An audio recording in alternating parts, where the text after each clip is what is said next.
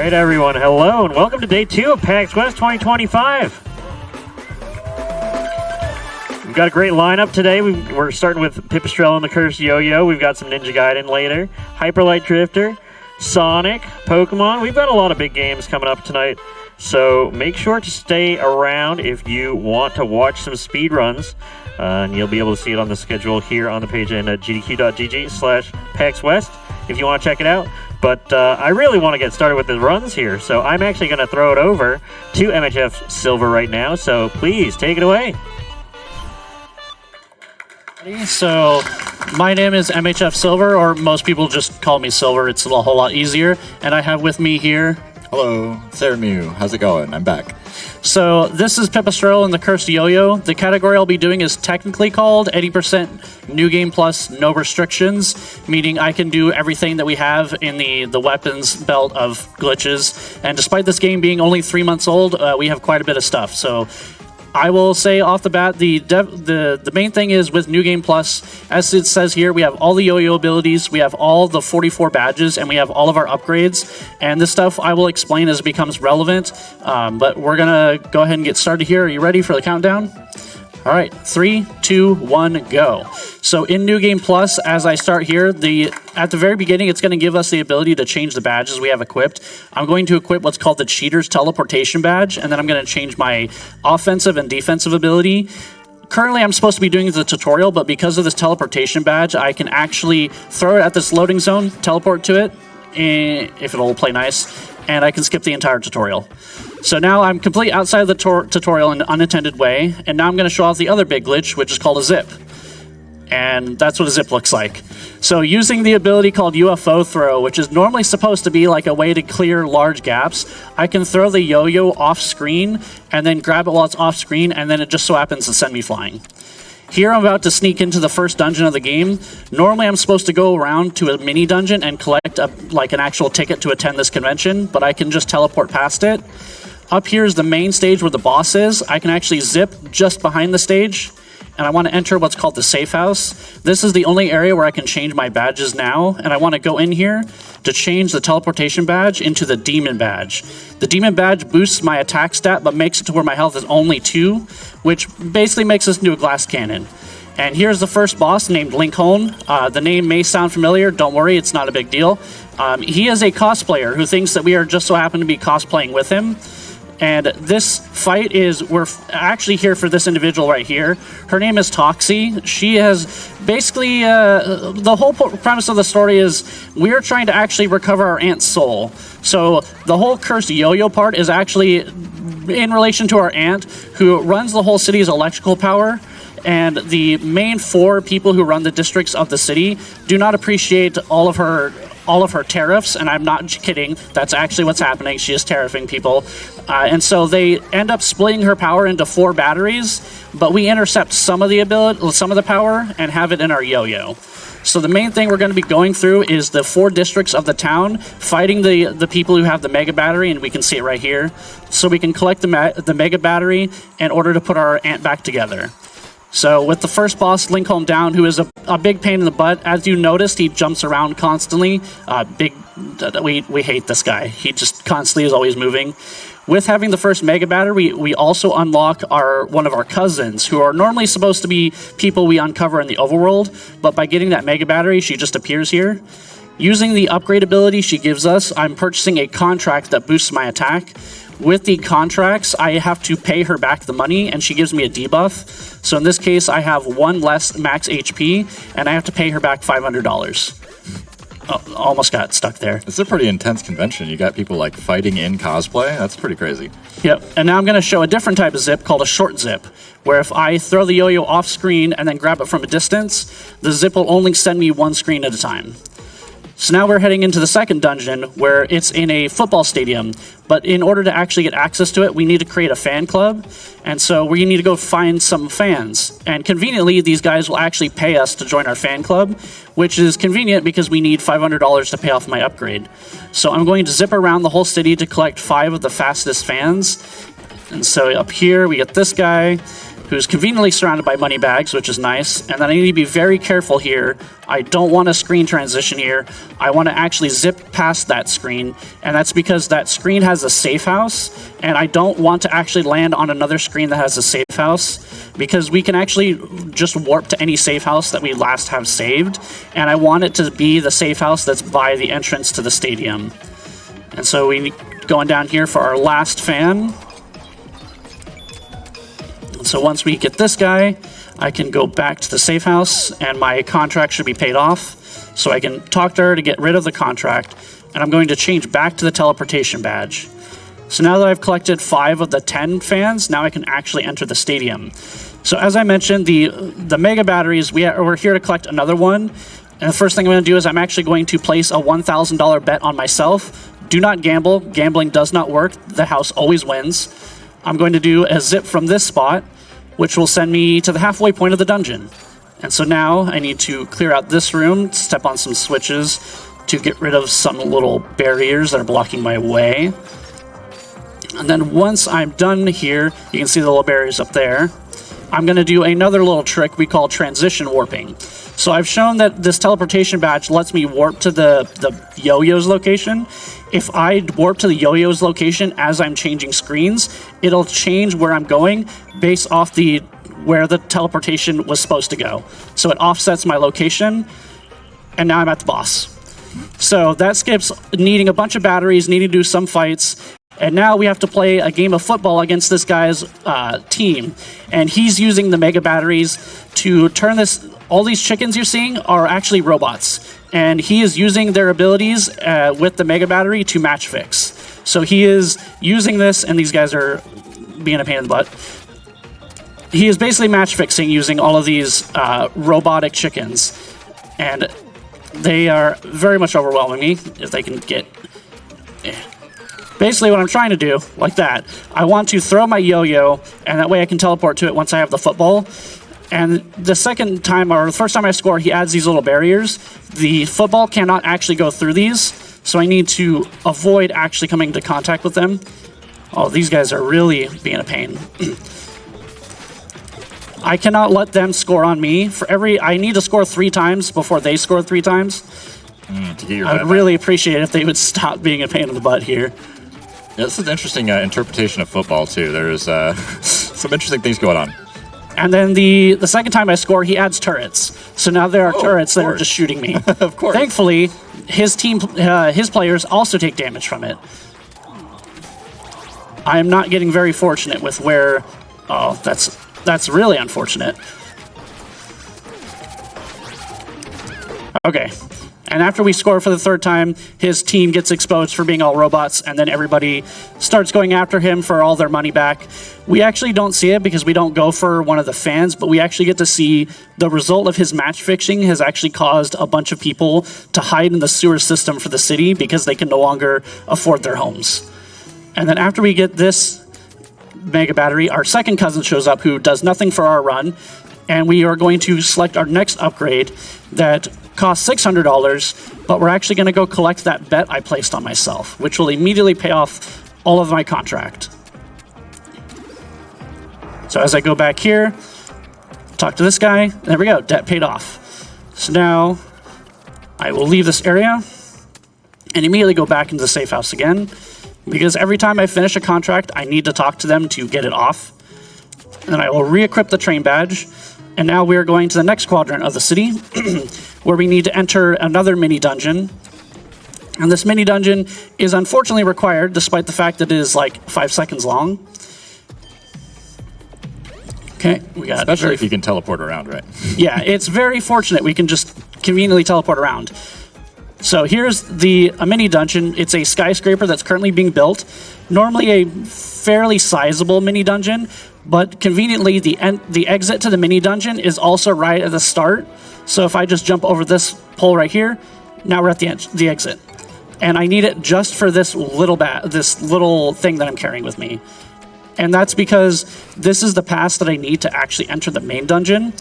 And despite the fact that we can clip into the doorway for the main dungeon, the loading zone doesn't actually function until we have this pass. Classic. So now we can actually go and enter the next dungeon. So he'll talk to that guy, and now we can actually get into the excavation site. So this individual is using the mega batteries to fuel his excavation projects, which are just so happening to destroy the city. So we go over here, and then I need to do a short zip from here to skip just that screen. And then I need to zip from the middle of this doorway. So if I do that, now I'm at the boss. So I go in here and I'll re-equip the demon badge. You'll see this for every single boss. I'm going to re-equip this. And now, because of the upgrades I've purchased, we do just enough damage to where this boss is going to just get stun locked. And so you've seen the first boss I took out, how long it took me to do that fight. Now watch this guy. Oh my goodness. Oh. A little bit faster. Oh, he is not being nice. Normally, we can stun lock him to avoid him ever actually moving like this. Oh. So, normally, what's supposed to happen, and I'm not going to say the thing because this has definitely happened to me before, we're supposed to just be able to stun lock him so he doesn't jump around. Mm-hmm. And because I'm having to redo the fight, he is going to, unfortunately, kind of just be anywhere. Got ya.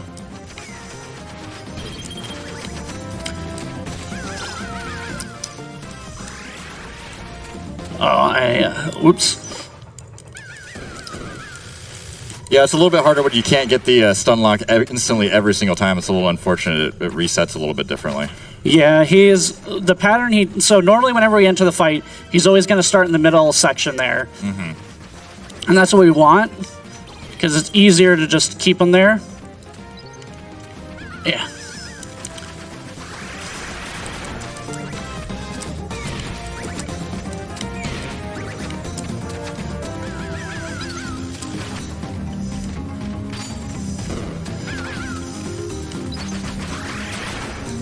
So that went very poorly. We got through it. That's what counts. He was supposed to be an example of how busted I am. But of course, he doesn't want to play nicely. But normally, I can just completely stun lock him. As you can see, his whole gimmick is he jumps around the area. The whole air arena is collapsing, and he starts throwing bombs and spawning enemies. That's supposed to be his whole gimmick. But with how much damage I am doing, I'm normally supposed to be able to just stun lock him. But I ended up missing it because instead I let go of my charge attack too soon. And so he just took only a normal swing. My charge attack will actually stun lock him. That's what the part that stuns him. And so because I missed it, he got to jump around. And because I died after he jumped, then he will just start jumping sooner. So now we have 3 of the 4 mega batteries, so we need to go into the final area. I need to do a zip from this area, which gets me right here. And then I need to do a lineup that somebody found where if I line up just on this plank right here and then get my nose just slightly off screen and do a zip from here, I get into the final quadrant. So I'll grab this key.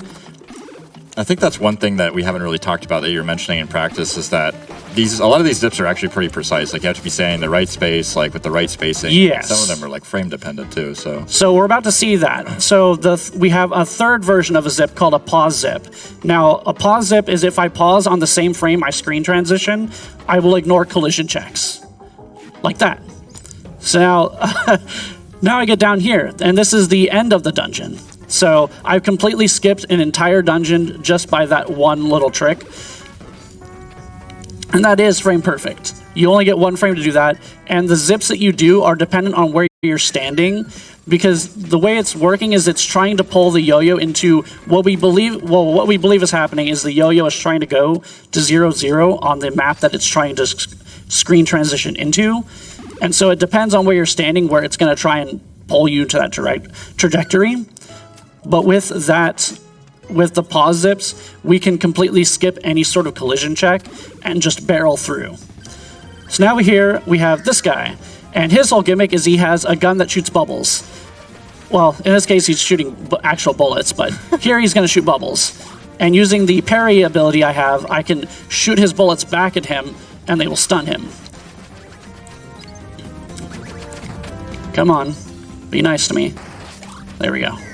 So if I can get this correctly, I can end him very quickly here. Nope, he jumped. So this is the chaos that his fight can turn into, is when he starts just filling the screen with bullets. There we go. Very nice. So now we have all 4 mega batteries. So now we get to actually go all the way back to the tutorial I was at, because that's where the actual final boss is. Now, I'm not actually going to change my badges. I'm going to keep this demon badge for the remainder of the run. But because I entered this area unintended, we're normally supposed to go through a whole sequence where we collect a bunch of keys to activate an elevator to bring us down here. But because I didn't go down there the unintended way, the elevator isn't actually there. So when we leave, the game is actually going to try and spit me into a wall to figure out, like, just as a failsafe. But if I hold down on my D-pad as I screen transition here, it's going to spit me into the water instead of the wall, which will allow me to just continue on. Okay. And now I can just leave. And then at the very beginning of the run, I activated one of these little taxi spots, and it's so I can just warp back here. And now I need to be very careful because I only have 1 HP. And I'm going to zip back to the top area. And now we can enter the tutorial. Because I didn't step on a certain screen, the game actually still thinks I'm in the tutorial right now. And I'm going to do a zip from here. So normally this is supposed to be a really long dungeon, but conveniently, the screen I'm about to land on, the actual final boss is 1 screen down from here. And I need to be very careful here. These guys like to troll. So the final boss arena is actually just below here. So if I zip from here, now I'm in the final boss. Okay. And we provide all the mega batteries, but it's discovered that our cousins were actually against us this whole time. So what happened is, while we were out here collecting the mega batteries, our cousins actually reprogrammed the mega batteries to enrage our aunt instead. So putting her back together creates this demon form, where now the only thing she wants to do is kill us. Oh, jeez. And somehow, I don't exactly know, she also gets the ability to just bend reality. So now she takes us into this other dimension where she can shape everything to her own will. And so now, every so often, she'll take us into these little challenge rooms that are supposed to, like, test that you actually know how to do the actual moves. And I took damage, unfortunately. Not too big of a deal, because I can just pick up this health pickup right here, or miss it. That's cool, too. No worries. For this first half of the fight, every time we do this, we'll get put into 2 screens. And the rooms that we get are not determined already. Like, the first 2 we get are the same every time. But after that, it's sort of just random. And for the most part, they're all pretty easy. There are a couple ones that I'm not too big on. We get this little checkpoint where... Oh, I forgot to change my ability. So I have to go around here and hit all these mega batteries because they are currently providing her a shield. So we can't actually attack her. So I need to go around and hit all these mega batteries. I was supposed to change off this parry attack that I have. That makes it easier to hit these, but I completely spaced that. And now that she doesn't have any protection, we can come back here and hit her again. Whoop.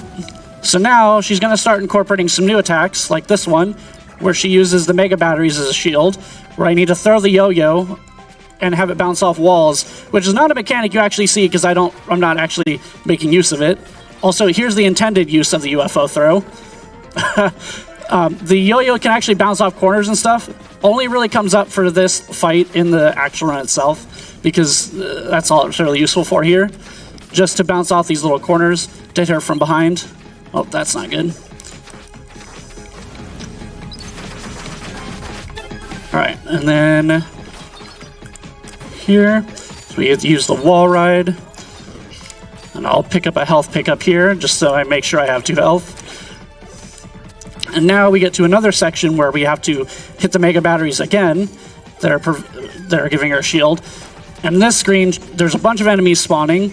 And I want to go in this specific direction because the enemies that are spawning in these areas are always the same. And it's just the easiest to avoid the enemies that end up in this final spot. So these guys, generally the easiest to avoid, so I always do that clockwise rotation. And now that I've done this part, I have a checkpoint here. And she's going to start adding some new attacks. This main one right here is what we want her to spam. So she turns the batteries into a sword and just kind of stands there. We don't want to see this, where now she is having the batteries act on their own. So I have to avoid the batteries' attacks. And annoyingly, the red one likes to just be a shield. And if my yo-yo hits it, the head of the yo-yo gets thrown off. And now time's coming up. So now we're going to just hit all the batteries to send them into the void so they can no longer protect her, and we can get the final hit on her to end it. And time. And that's it. Woo! So ultimately what happened there is our aunt decided that it was best to just have us kill her. And what ends up happening from that is with these little sparkles you see in the credits here, she actually uses her energy to spread across the land to give free electricity to everybody. So everybody's goals of trying to exploit her and take her power are now just being given for free. So everybody's goal technically gets met at the end. Unfortunately, our aunt is kind of gone as a result. And that's it. That is Pipistrello and the Cursed Yo-Yo. New Game Plus, no restrictions. Very fun run. Like I said, the game's only been out for 3 months, and we've already completed it in under 20 minutes. The record is actually 14 minutes at this point, so it's even faster than this. There's a strat I didn't use where we can take another upgrade to do more damage, but our health is capped at 1. So my PB does that, but this I figured that's a little too risky to show off in a marathon like that. Definitely a lot scarier. Yeah, but I want to thank all the people that are in the community, like Chibi Satan, Shin, Idea, Lori D. Bunnykins, all the people who have been helping make this run what it is. The developers have been in our Discord this whole time, been really cool about not patching anything. This game actually got a major 2.0 update recently. They didn't patch any of our glitches. They were pretty cool, and they said as long as nothing inhibits a casual player's perspective and gameplay, they aren't going to fix anything, so major props to them. They've been very helpful with stuff. They've been pointing out things where we're trying to create a randomizer. One of the lead developers is actually helping us with that. They gave us tools that they used internally to design maps that we've been using for practice. That's a lot of help. That's awesome. It's always cool when the devs get involved with the speedrunning community. It's always a cool vibe. Oh yeah, they have been fantastic. Everybody in the community has been very fantastic. Despite this game being as cool as it is, there aren't a whole lot of people in it. So if you're interested, you can definitely check out the speedrun.com page. We currently don't have a guide up yet because with it only being 3 months old, the run's been kind of volatile.